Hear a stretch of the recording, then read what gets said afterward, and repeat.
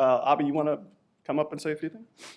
Hi, everybody. Welcome. Congratulations. You're all here because you are known by the president's office, by faculty, by leadership all around campus for being student leaders for our school. You guys play such an important role, really emulating what all of the students around campus really strive to do now in medical school, in CHIRP, in nursing, in School of Public Health and graduate school, and then also beyond through the rest of their careers. So what we have here today is the full panel of leaders that will be here, and then your whole series of speakers today, and President Riley. And we're all here to really answer your questions and help you move forward and really reach our goals of really helping you really reach your awareness, raising awareness of exactly really what type of leader, right, you know you are now and you want to be in the future, better understanding the knowledge of exactly what you think you need to be a leader, and then also identifying the skill sets that you'll maybe gain today and then continue to grow throughout the future. So to start off our keynote address, we're very lucky today to have Dr. Morton Rias here.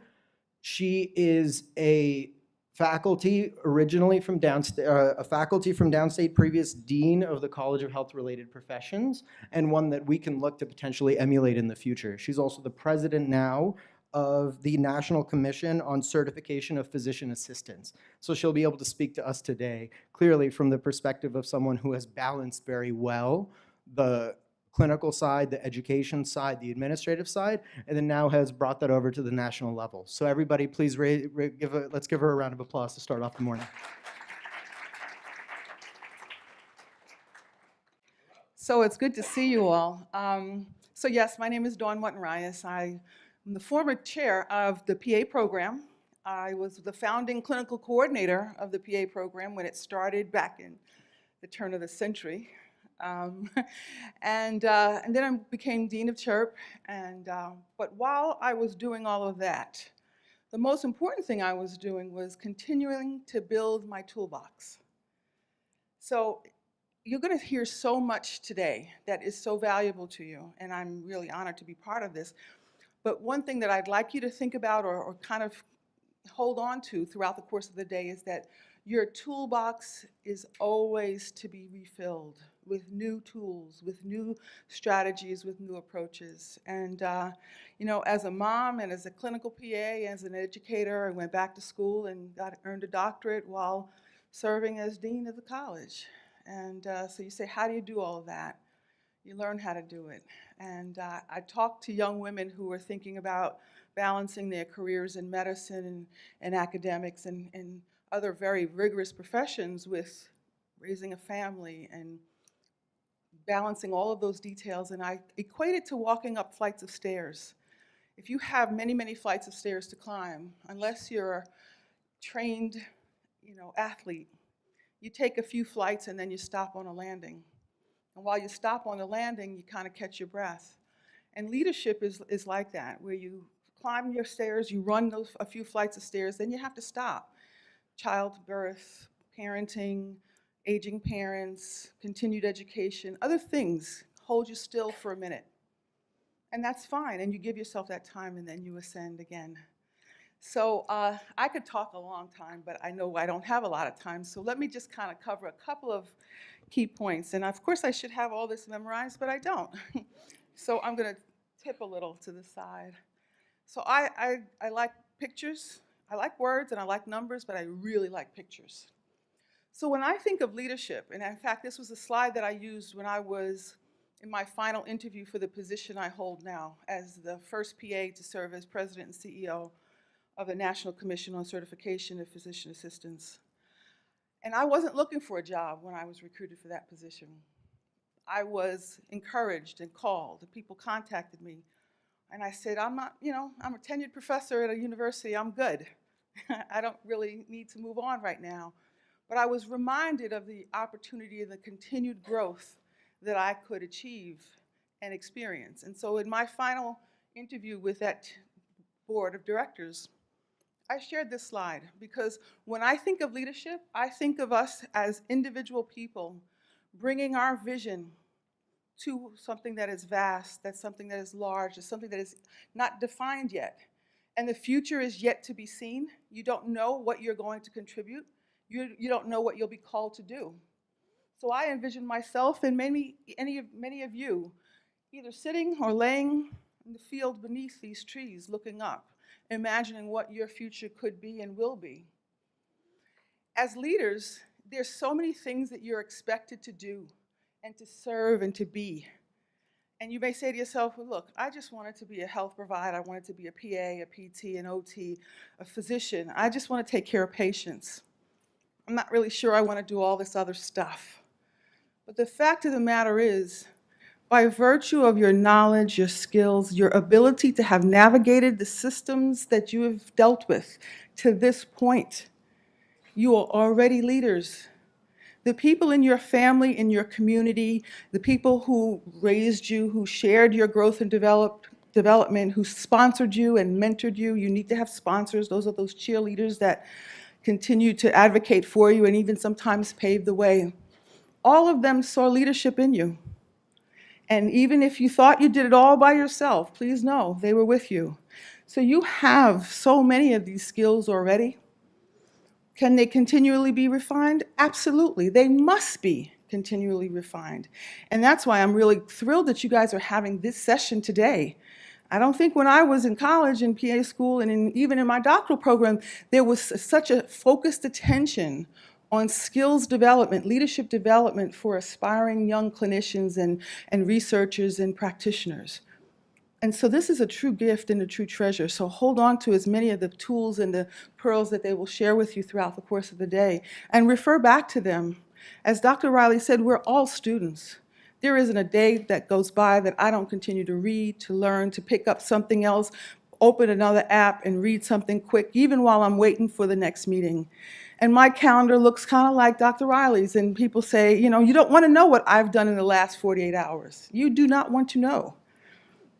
Suffice it to say, I arrived in Boston at 11 p.m. last night for a presentation that I'm giving at MGMA tomorrow. So why am I here? Because you're here. And because when leaders are asked to do something, they find a way to do it. And so I took a megabus from Boston here. Good experience. Not so sure I'll do it again. I'll spend the day with you, and I'll go back and I'll give my talk to, I think, about 300 health professionals and health administrators at the MGMA meeting tomorrow and Monday. So, you know, I'm no special person. I'm no different than any one of you. But I've been called as you've been called. And as leaders, you'll be called again and again and again to step up. And we want you to have all the skills that you need. So this is just some of them, but the list is long of all the skills that you need. But the most important skill or knowledge base that you need to have is knowledge of yourself. First and foremost, knowing yourself. What are your strengths? And what are your limitations? Don't hide from them. You don't have to tell anybody what they are, but you have to know them, and you have to continually work on them and surround yourself with people who will help you in that regard so that you're not alone with your weakness. You can be alone with your strength, but you don't want to be alone with your weakness. So, there's a misspelling. Age-old question on leadership. Are leaders born or are leaders made? What knowledge and skills are necessary to be a good leader? You notice I didn't include the word attitude because no one can teach you an attitude. No one can give you an attitude. An attitude comes from within you. It's your perspective, it's your belief, it's your way of seeing things. It's how you experience it. And as much as we can rely on our family and friends to have given us essential tools, which they all did, in teaching us right from wrong from our formative years, they taught us what to do, how to do it, what the values are of our lives in society. But you know and I know that our families also taught us some of the ugly things in society. We're too educated and politically correct now to talk about that publicly. And we pretend that if we don't talk about it, it'll go away. I'm not biased, I'm not racist, because we don't want to acknowledge that piece of our weakness. But we were taught wonderful lessons from our family and friends and neighbors and all who helped raise us and educate us, and we were also taught some of the less desirable things. We have to know those things and recognize them and manage those biases, because they're within us. And so to have the opportunity to be in a session like this where you can really refine your skills and deepen your toolbox, wonderful, wonderful opportunity. You know, leadership development continues to be a multi-billion-dollar enterprise.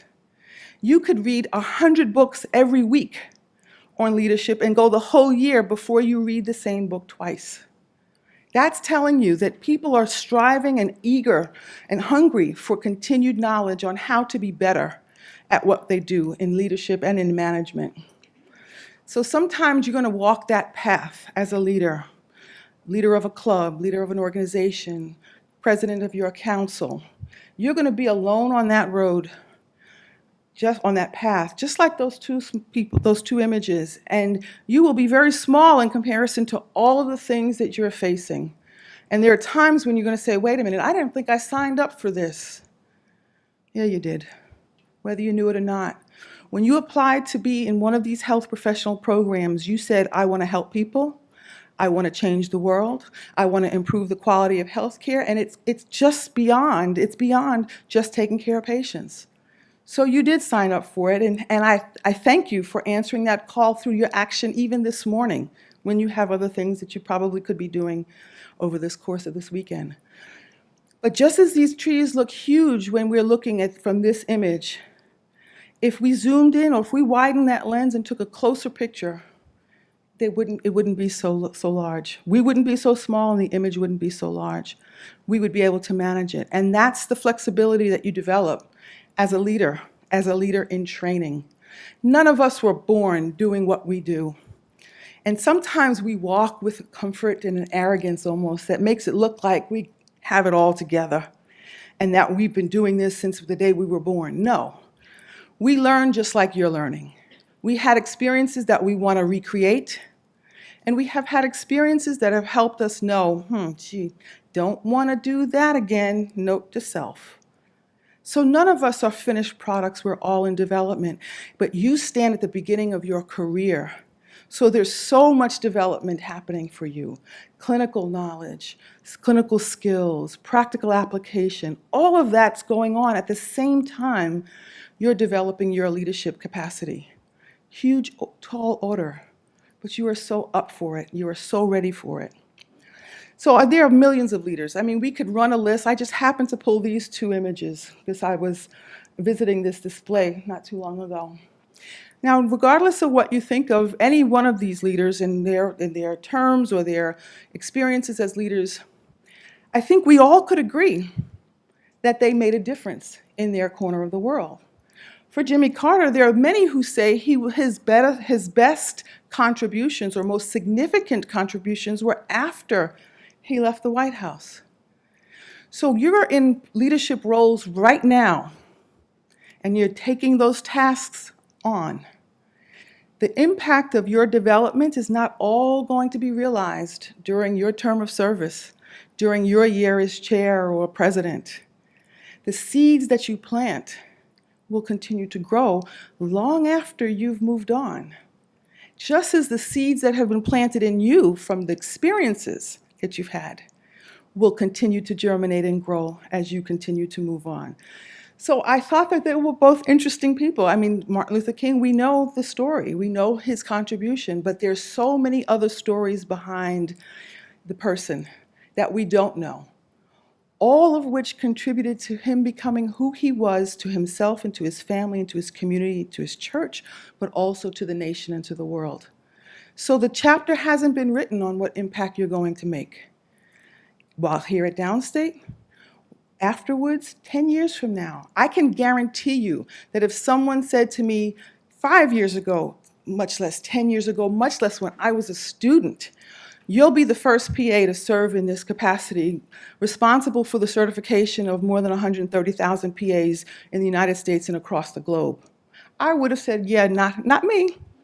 because that was not in my image, in my vision, rather.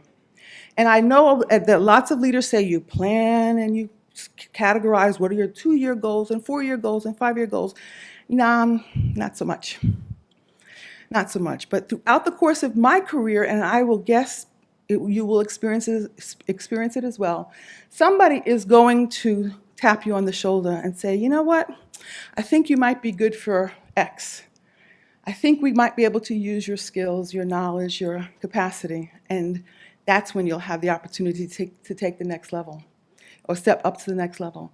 You know, we're a society of individuals. And as much as we sing Kumbaya together and we all want to get along, the skills that we had to develop and the knowledge that we had to develop to get to where we are right now are very individualistic. You had to get the best GPA you could, the highest test scores. You wanted to be and had to be the soloist. You had to be on the first string of whatever team. You wanted to be the starter. All of those things are very individualistic goals and achievements. They're very important, but they help us become individualistic leaders as we continue to move on throughout our career. So we're going to kind of have to flip that script a little bit over the course of today and throughout the course of your career to become a little more collaborative, because there's a body of research that supports the notion that we don't have to do everything alone. And if we do everything alone or try to do everything alone, we run the risk of messing it up.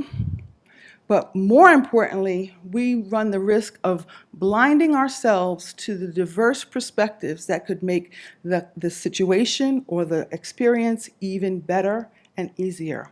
So no, we don't always have to go it alone. You know, I'm an educator, so I have to put a few references in there, just because I can't not do that. So there's a body of literature to support the value of collaborative leadership.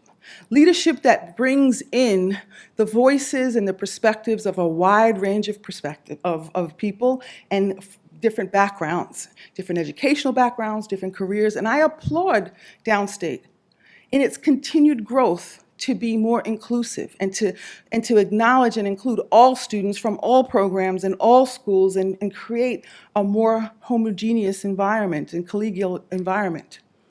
There's a body of research that says that even student outcomes in K through 12 improve when you have a greater leadership, a collaborative leadership endeavor between parents and teachers, parents and administrators, more voices around the table.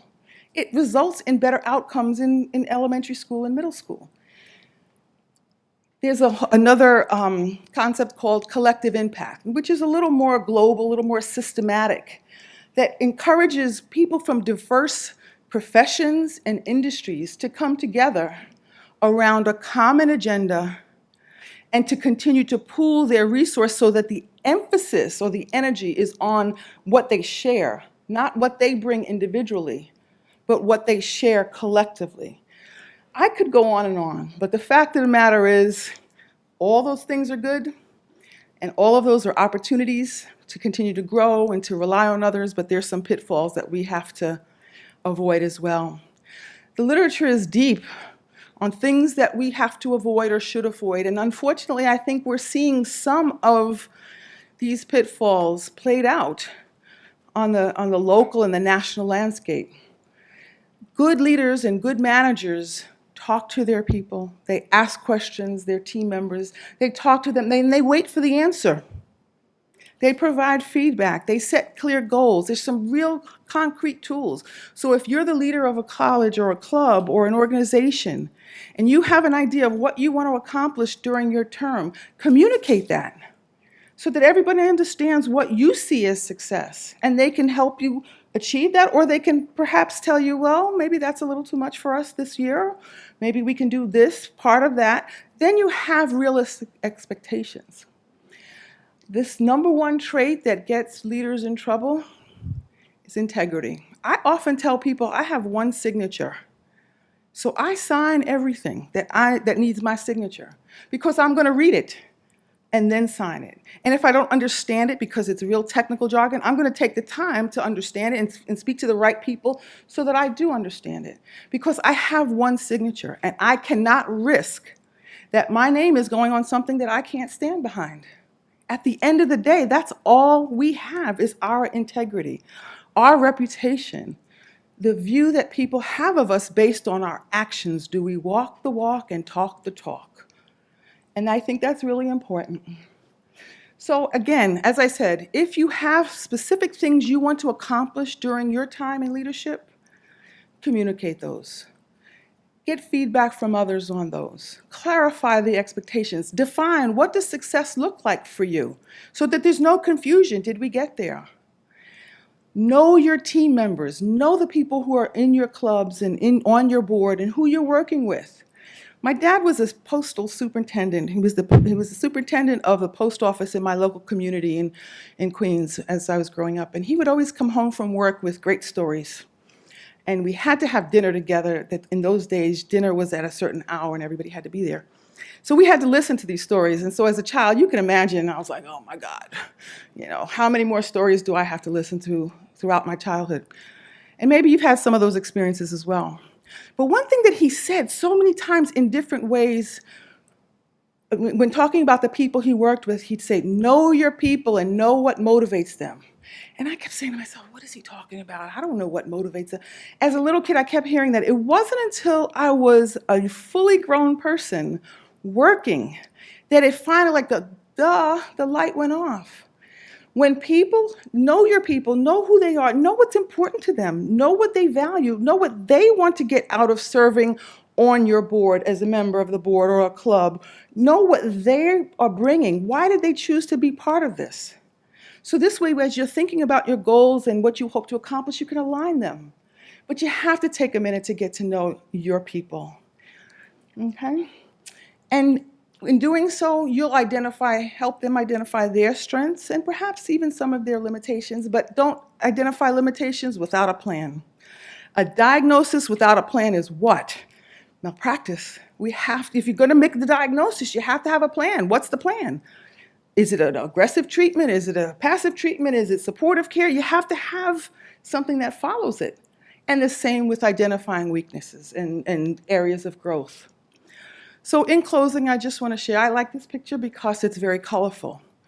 But what it illustrates to me is the beauty that evolves when you have different shapes, sizes, hues, and perspectives all working together. And so I will stop with that. Thank you.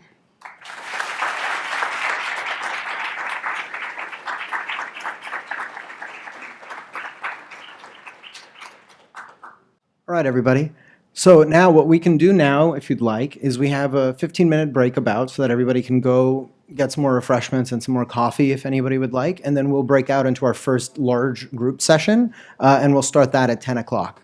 And then, so if everybody would like to disperse. And then actually, since President Riley brought it up at the beginning, I think it'll be important during this 15-minute coffee break to go up to someone you do not yet know and make sure you say hello and introduce yourself.